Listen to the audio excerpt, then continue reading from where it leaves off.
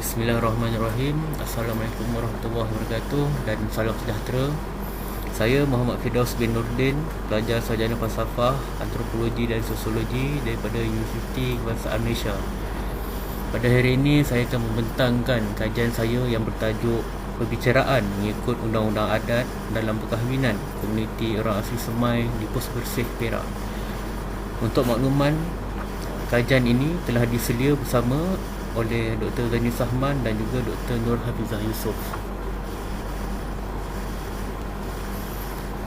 Skop pembentangan kajian saya ini meliputi latar belakang kajian, penyataan masalah, objektif kajian, metodologi kajian, dapatan kajian dan seterusnya kesimpulan.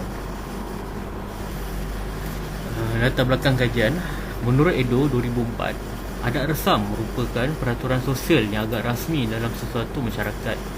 Adat merujuk kepada peraturan yang bersifat lebih kukuh, di mana hukuman-hukuman tertentu akan dikenakan terhadap pesalah. Resam pula merujuk kepada cara hidup yang kebiasaannya diamalkan oleh semua ahli komuniti dan lebih bersifat longgar. Orang yang melanggar resam tidak dijatuhkan hukuman yang berat, di mana pesalah tersebut hanya dinasihatkan oleh ahli komuniti yang lain serta waris pihak-pihak yang terbabit. Pengamalan budaya dan adat resam ini sudah berdarah daging di dalam jiwa setiap ahli masyarakat di negara ini, termasuklah dalam komuniti orang asli itu sendiri. Sememangnya diketahui bahawa orang asli di negara ini kaya dengan adat resam yang dipraktikkan sejak sekian lama. Adat resam ini termasuklah daripada aspek perkahwinan. Menurut Muda 2006, menyatakan terdapat adat istiadat dan pantang larang yang tersendiri dalam adat perkahwinan komuniti orang asli. Seterusnya, menurut Seksyen 3 Subseksyen 4 Akta Memperbaharui Undang-Undang Perkahwinan dan Perceraian 1976, ahli komuniti orang asli boleh menjalankan perkahwinan dengan mempraktikkan adat perkahwinan mengikut suku kaum masing-masing, melainkan jika seseorang orang asli itu memilih untuk berkahwin menurut akta tersebut.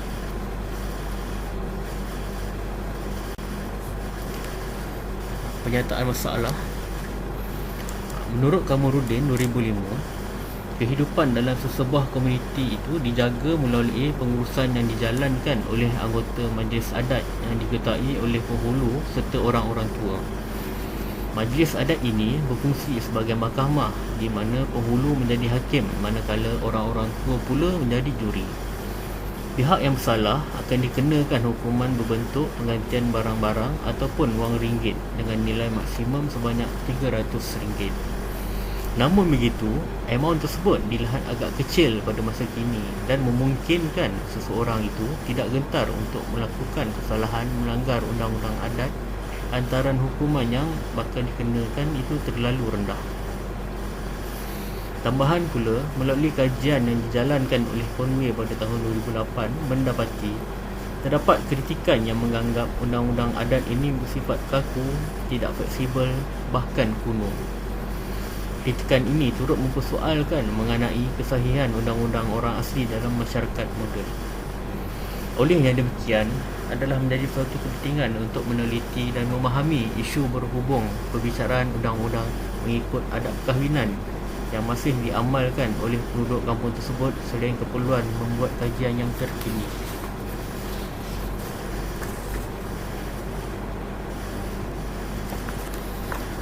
Objektif kajian ini adalah bagi meneliti perbicaraan di peringkat tok batin yang berlandaskan undang-undang adat dalam perkahwinan komuniti orang asli Semai di kampung Pos Bersih.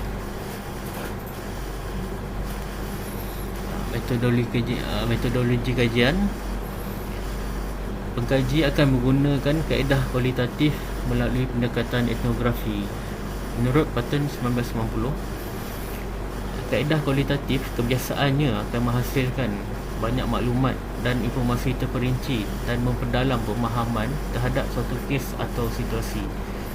Kajian ini menggunakan kaedah pemerhatian dan temubal untuk mendapat data dan maklumat yang diperlukan. Dalam kajian ini, sampel kajian dipilih melalui persempelan bukan keberangkalian, iaitu persempelan bertujuan. Temubal separa berstruktur dijalankan terhadap 8 orang informan yang berusia 45 tahun ke atas. Ini kerana golongan ini mempunyai lebih pengalaman dan pengetahuan dalam pengamalan adat perkahwinan berdasarkan faktor usia mereka. Dapatan kajian: setelah pihak waris dan Tok Stin gagal untuk menyelesaikan permasalahan yang dihadapi oleh pasangan suami isteri, maka perkara tersebut akan diadukan kepada Tok Batin untuk diselesaikan melalui perbicaraan. Ianya merupakan tahap tertinggi dan paling akhir dalam perbicaraan. Kebiasaannya, perbicaraan ini akan diadakan di rumah pihak perempuan. Semasa perbicaraan ini, beberapa orang yang penting diwajibkan untuk menghadiri perbicaraan tersebut. Paling penting adalah kehadiran Tok Batin kedua-dua pihak. Ini kerana mereka sahaja yang boleh menjatuhkan hukuman untuk bercerai kepada pasangan terbabit. Selain daripada Tok Batin kedua-dua belah pihak, pihak suami isteri, waris-waris mereka serta Tok Stin dan Tok Tandil kedua-dua belah pihak juga dimestikan hadir bersama. Ini disebabkan kesemua mereka ini mempunyai peranan dalam sesi perbicaraan yang akan diadakan. Dalam proses perbicaraan ini, pihak waris terlebih dahulu akan memulakan proses tersebut dengan menceritakan permasalahan yang dihadapi oleh pasangan terbabit. Seterusnya, pihak Tok Stin pula akan mengambil peranan untuk mengendalikan perbicaraan tersebut. Semasa perbicaraan ini berlangsung, pihak kedua-dua Tok Batin ini hanya mendengar perbicaraan tersebut sahaja yang akan dikendalikan oleh Tok Stin. Setelah selesai proses perbicaraan, barulah perkara tersebut akan diangkat oleh Tok Stin kepada Tok Batin untuk proses seterusnya. Setelah selesai perbicaraan yang dikendalikan oleh Tok Stin ini tadi, maka kedua-dua Tok Batin ini akan berbincang mengenai dapatan yang diperolehi hasil daripada perbicaraan tersebut. Tok Batin pihak suami akan sekali lagi akan bertanyakan kepada pihak isteri dan juga sebaliknya. Setelah mendapat kepastian, barulah kedua-dua Tok Batin ini akan memberikan putusan mereka. Setelah selesai perbicaraan, kedua-dua Tok Batin ini akan memutuskan pihak yang bersalah. Lazimnya, pihak yang bersalah ini akan dijatuhi hukuman denda sebanyak RM6,000 dan pasangan terbabit kemudiannya akan diarahkan untuk bercerai.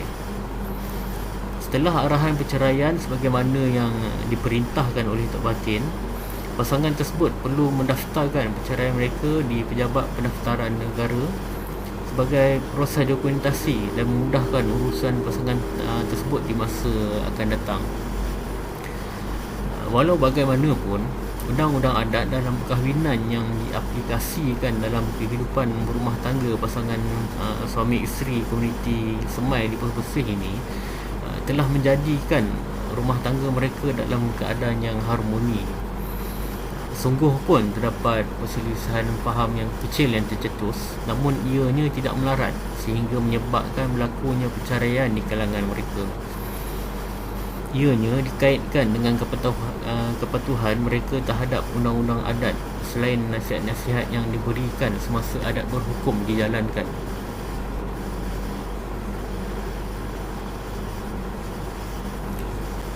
Untuk kesimpulan, secara kesimpulannya, denda serta hukuman yang dikenakan kepada pasangan suami isteri ini bukanlah semata-mata untuk menghukum, tetapi lebih kepada memelihara keharmonian hidup di kalangan ahli komuniti di kampung orang asli Pus Bersih. Melalui kepatuhan ahli komuniti terhadap pengamalan undang-undang adat dalam perkahwinan ini, ianya dapat menghasilkan komuniti yang aman dan harmoni. Apabila sesebuah keluarga itu dapat dibentuk dalam keadaan yang baik, maka ianya secara tidak langsung telah menyumbang kesan yang baik dan positif kepada komuniti secara keseluruhannya. Selain daripada itu, tindakan membentuk hukuman dan denda ini adalah bagi mendatangkan rasa serik kepada pesalah agar tidak mengulanginya di masa hadapan. Melalui tindakan ini, ianya secara tidak langsung dapat membentuk ahli komuniti yang berdisiplin melalui pematuhan kepada undang-undang adat yang dilaksanakan. Sekian, terima kasih.